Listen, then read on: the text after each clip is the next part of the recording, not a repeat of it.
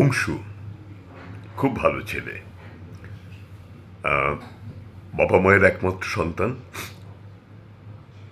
অনেক কষ্ট করে নিজেকে প্রতিষ্ঠিত করেছে, একটা অসাধারণ চাকরি পেয়েছে। আজকে মাসের শেষ দিনে অংশু চাকরির মাইনে পেয়েছে অনেকগুলো টাকা। আর মাইনে পাওয়ার পর ওর স্বাদ হয়েছে বাবা মাকে খুব দামি হোটেলে নিয়ে গিয়ে খাওয়াবে। বাবা মা রাজি নয়। বাবা তো ভীষণ অসুস্থ, সবসময় ঠকঠক করে কাঁপে, আর মা চোখে আবছা আবছা দেখতে পান।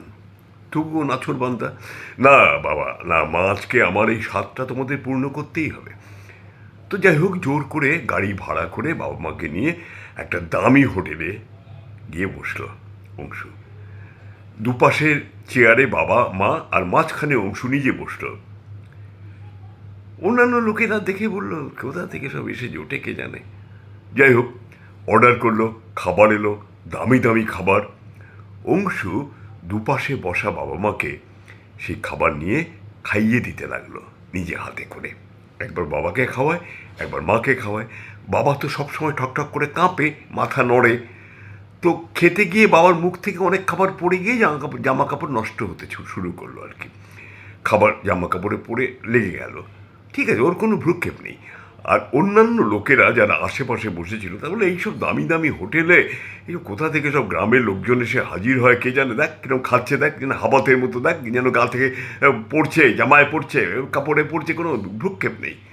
তো অংশ কোনো দিকে কোনো কান দিচ্ছে না। মাকে খাওয়াচ্ছে, বাবাকে খাওয়াচ্ছে।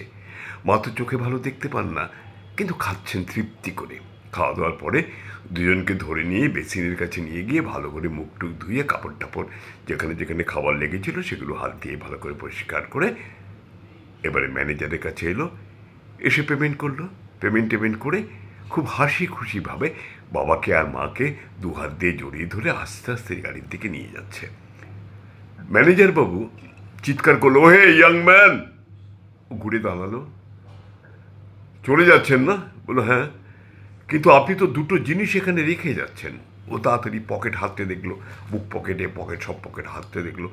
কই, আমি তো কিছু রেখে যাচ্ছি না। বলুন, আপনি রেখে যাচ্ছেন? বললো, কি রেখে যাচ্ছি? এই প্রজন্মের জন্য